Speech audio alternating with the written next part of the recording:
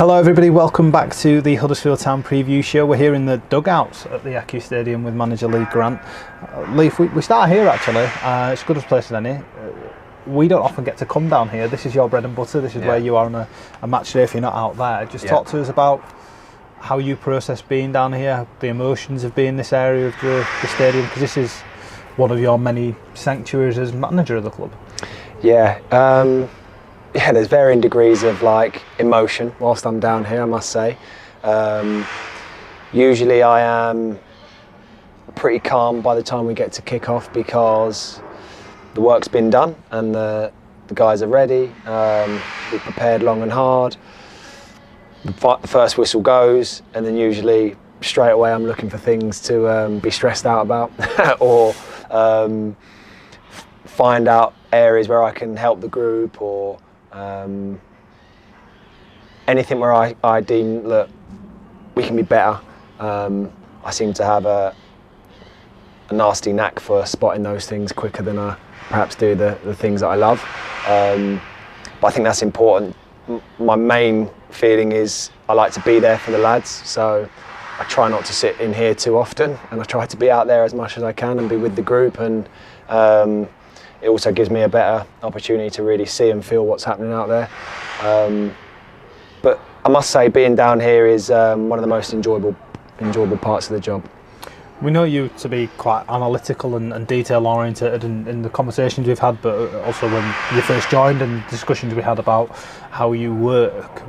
One of the things that I think that bleeds into is we see you making notes, we see you coming back and speaking to your coaches, being in touch with the analysts. How fluid is that working relationship, and how pleased are you that seems to have really established itself quite quickly inside 10 games? Yeah, I think that's testament to the staff obviously that I'm working with, who are extremely proficient at their jobs, and this isn't their first rodeo, which is really helpful. Analysts that have been there and done it and got the t-shirt as well.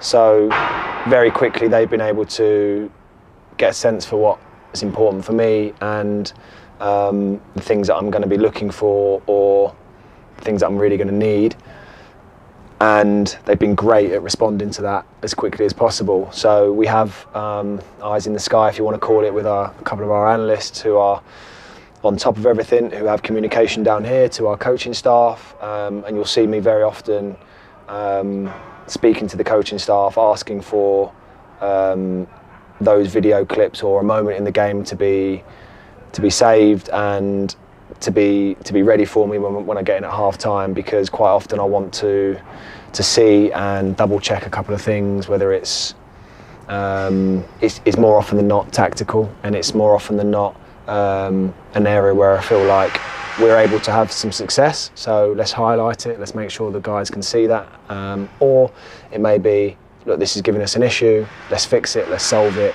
And we've seen over the course of the last sort of 10 games, league and cup, where we've been able to make good adjustments in game. And I think, again, that's testament to the work that the coaching staff down here, the analysts, are really doing. So that's been great. I've really enjoyed that.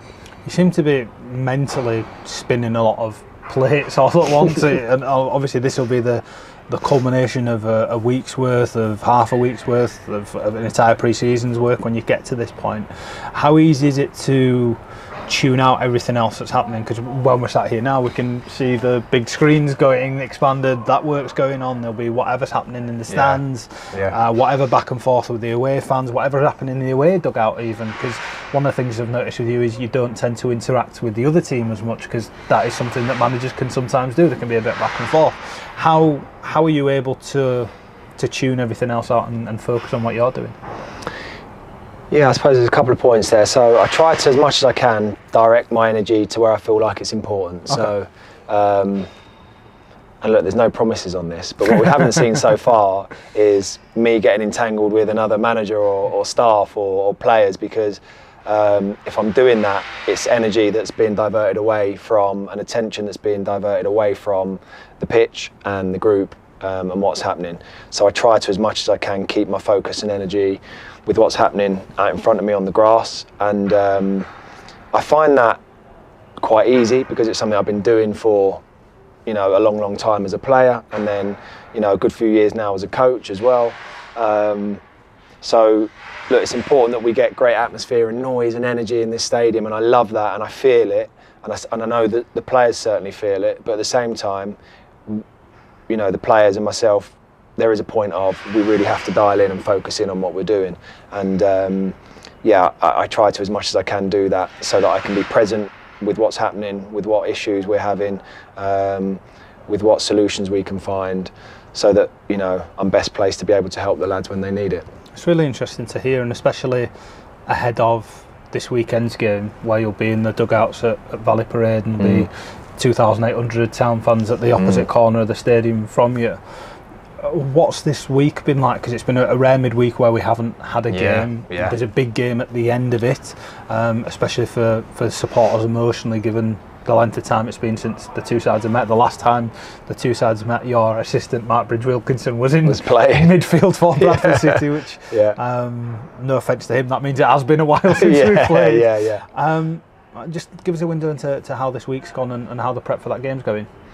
Yeah, well, for us, a really welcome free week, in the sense that we don't have another fixture crammed in the middle of it, and I got a real sense from the lads at the end of training today that just with the energy that I felt over the course of the last 2 days, and I know I'm not the only manager in the country that's feeling that probably, but certainly for our group there was a real hunger about the 2 days training, a real intensity about it that I loved, and I think there was almost a relief that we could just go and really get after a proper week's work. And not only that, the reward at the end of that week is for one of our most significant fixtures, if not the most significant fixture that we have this season. So that's really exciting for all of us. So there's definitely, look, with any preparation, we like to feel like we've absolutely maximised and squeezed everything we can out of it, whether we've had a 1 or 2 day turnaround because it's a midweek fixture, or we've had 4, 5, 6 day lead in because it's a Saturday game. But we also have to be mindful that this game's significant, and these sorts of fixtures, they're not only significant for us as players and they mean a lot, but also we know that they're special for the football club and the supporters. So naturally, there's always an edge around these sorts of games, and you also can't hide or shy away from any of that. So we talk about it openly. I spoke about it with the group this morning. You know, they're fully aware of the context of the game. You know, they also know that it's only 3 points. We wish it was more, because when you're successful in these games, it feels like it should be worth 30 points, not just the 3, and I think the supporters will feel the same. But yeah, look, without doubt, these games have edge, and we recognise that. We plan for that. You have to understand that. You have to be ready for it. So that brings an extra added, you know, excitement to the week's work. It's great to hear. I think supporters will really feed off that in a week where they're already excited enough. Team news wise, we've obviously had a really thick schedule up until this point. How are the squad doing? How are your team doing? Who's available? Who's not? Yeah, we're in a good place. Obviously, we've worked hard to put together a squad that we feel like can cope with, you know, what's going to be thrown at us. And of course, we've just come through a really busy period of 4 weeks of Wednesday, Saturday, Tuesday. And look, we've lost Lyndon for a period of time. He's probably still going to be another week, 10 days, maybe a couple of weeks away. We'll have to see how he progresses over the next 7 days in particular. But unfortunately, we're not going to have Lyndon with us for this weekend. And we had to bring Jack off at half-time against Peterborough, which was a real shame. And look, it's going to be a disappointing one for Jack, because we're going to be without him for probably a period of 3-4 weeks. We'll have to see how he goes. And that's a shame for us, of course. But you know, obviously a real shame for Jack, who started the season in good form, and obviously a really important part of what we're doing. So yeah, we'll see how that progresses over the next couple of weeks, but we know that he's not going to be with us for the next 2 or 3, that's for sure. And that, as bad as it is for the individuals involved, who of course this week as much as any would want to be involved, it presents opportunities for others, doesn't it? This is why we've built the squad we have, and this is why we wanted the competition for places that we've got. Yeah, it's really important, and look, I think everybody that's watched us this year will have seen how important that's been.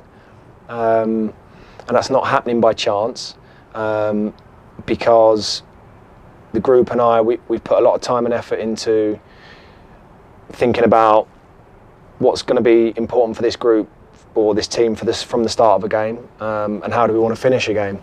And I think we've had as many goals. I think we're one behind in terms of goals from starters as goals from the bench, and I think we're one behind in terms of assists from starters and assists from the bench. So that shows you how important this squad is to the football club and what we're trying to do, and how important these seats right here are to what we're doing out there. And look, yeah, we lose one or two, but it's important that we've got the next ones to step up and ready. And that's what the group are making sure they're doing every day in training.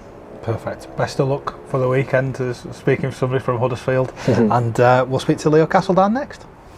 Welcome back, everybody. We're pleased to be joined by Leo Casteldine. Leo, we're on the bench that you came off at the weekend and made a big difference on. That's one of many good performances you've had since joining the club on loan. Just talk to us about how you're settling in and feeling at the minute. Yeah, it's really good at the moment. Like you said, I've been coming into games trying to impact as much as I can, earn my place in the team. There's been a lot of big moments and I'm excited for more. The gaffer's made a real point of making sure that when new players are coming in, they've get given the time to get up to speed and know the way he wants to work, the way the team's working. Talk to us a little bit about training, because obviously as a younger player learning new things, you're learning what you want to be like as a player as well as how we want to play. Just talk to us about that a little bit. Yeah, for sure. When I came in, I hadn't had a full pre-season yet. So the gaffer was big on, I'd missed out on the first 2 games. So, I could really get in flying and sharpen myself up, and I think that becomes easier with training because our training is really good stuff. But coming in and training every day in our team, it's going to sharpen you up, and he really likes to implement his style of play into training as well, not just getting it as competitive as possible. So both sides really contradict each other quite well. How have you found the levels that are expected of you? Because obviously there's a bit of pressure on all of you. There's a real competition for places across the squad. Does that come through in training then? There's a little bit of a competitive nature in there of everyone wanting to show their best every day. Yeah, and I think as a footballer you kind of want that in a way. You want to be competitive in training. You want to be fighting for your place because in the long run it's just going to make you better and better. Your performances have obviously been catching a few eyes. The goal at Sunderland, we'll talk about, but you scored a couple here in cup competitions as well. Made a massive difference in the league at the weekend. It must be good for you to be making a difference and making things count really early on. Yeah, well, I've always tried to do that with my game. I don't really like coasting. I like making an impact. So whenever I can, it's always good. And yeah, like you said, with the goals and a few goals and assists in the cup games, stuff like that, it's good for the confidence especially. So yeah, coming off the bench on the weekend, obviously I'm always going to want to be in the team playing as much as I can, but at the end of the day it's good to make my contributions to help the team out. Contribution at Sunderland wasn't bad either, that volley. Have you hit any better than that in your career? No, I don't think I have, no. Is that it's obviously something you've got on your locker, but how do you work on that? Is that just natural technique? Is it sort of instinct, or is that something where you're doing volleys occasionally in training? You can hit them sweet. Yeah, I think it is a mixture of both. I have confidence in myself that I can, I do have that technique to be able to hit them like that. But at the same time, I feel like a lot of that is also instinct because it's so rare you're going to be practicing a shot in that exact type of finish. So yeah, when it came to me, I just thought I'd give it my best shot. It takes a bit of belief as well, because that can easily end up in the river behind the stand as well if you don't get it right. Yeah, I could be getting fined if I smash it over the fence, but like you said, you just got to believe, and I just shot through as hard as I could. And there's a big game this weekend away at Bradford. It's been a while since we played them. It's a local derby. The last one that we had at Barnsley didn't go the way we wanted it to. Has there been a bit of talk about the size of the game, what it'll mean to the supporters as well, with you guys doing your prep? Yeah, I mean, of course, we know the size of the game. We know it's a derby, two big clubs going head to head, but at the same time, I don't think we're focusing too much on that. Like, we're focusing on ourselves. We know what we're capable of doing. It's just about implementing it, and we have a good week leading up to the game. We have no midweek game this week, so it's going to be a good week's worth of training, and hopefully we can go into the game strong. Is that one of those sort of occasions that you're looking forward to? Because given the time that it's been between the last time we played Bradford, there's a lot of hype building up with the supporters. I know that won't be the same at Canalside, but they're the sort of occasions when you walk out that'll be nice to be part of. Yeah, when you're playing football, those games are definitely ones you circle to look out for. We know how big it's going to be for the fans and for the club in general, so I think it will give us that little bit of extra push. One of the things that people have spoken about loads since you've got here, because it is quite a big thing for us, is how many young lads we've had from Chelsea over the years, and you're the latest in a long line. It's not a bad list that we've put together either. We spoke about it when you signed, but how much of a factor is that in your head when you're playing? Because you kind of, are you thinking, oh God, they're going to be thinking I could be like Casey Palmer, Izzy Brown, Levi Colwell, because they've all had brilliant careers, or you're just trying to be the best version of yourself at the same time? Yeah, obviously it is a big list of names to live up to, but no, at the same time it's not going to play on my mind too much. I want to come here and be myself and be me, show the fans who I am as a player and as a person, but yeah, if I can do as well as any of them and go on to have careers, like Cole Wills and people like that, I'd be buzzing. So I can't say that it's not obviously prominent in there. Yeah. And I know there is a great link between the clubs, and the fan base have always, been good with players that have come in from Chelsea, which obviously is a great benefit to me. But at the same time, I'm just going to be me. One of the other big links that we've got in the squad at the minute, and we saw it at the weekend again, was the young England players that we've got. Yourself, Josh Feeney, Will Alves. Yeah. You all know each other really well. We saw that immediately with Will, the way that your connection on the pitch was there straight away. Has that helped you guys? Because you are all young, you are all here on loan. Is that helping you settle in and given that you've got that familiarity already? Yeah, I think it does help a lot. Obviously Will's a new addition, but when I first came in it was Josh, and we go back, all three of us go back a long way, playing in young England age groups together. Like Josh was my roommate away with England, so we've all known each other for quite a while, and settling in wise, I think it definitely did help having a mate with you. And yeah, again, like on the pitch, I've always loved playing with Will. I think we're quite similar in some ways, but also different where we can complement each other. Yeah. When he's on the left and I'm in midfield or in the 10, I think we do play well together, and we have done like for years. Him coming inside, me going out, rotation. I think it does make it easier when you know what a player is like and how they want to play, and just knowing their personality on and off the pitch, it does make a difference, and yeah, it does help.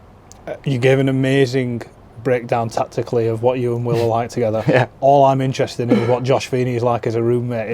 Messy, I'm imagining, all over the place. Yeah, no. To be fair, he's good, because he's the worst thing you don't want in a roommate is either going to bed really late or waking up really early. Snorers. Because I'm neither of them, and so no, he's good. He doesn't snore. We both go to bed reasonably all right before a game. And he definitely isn't getting up really early, so yeah, it's all right. Perfect, Leo. Thank you so much for your time, and best of luck for this weekend. Thank you. Supporters, obviously, the game's on at H-Town this weekend as well, so if you want to join us down here at the ACU Stadium, you're more than welcome.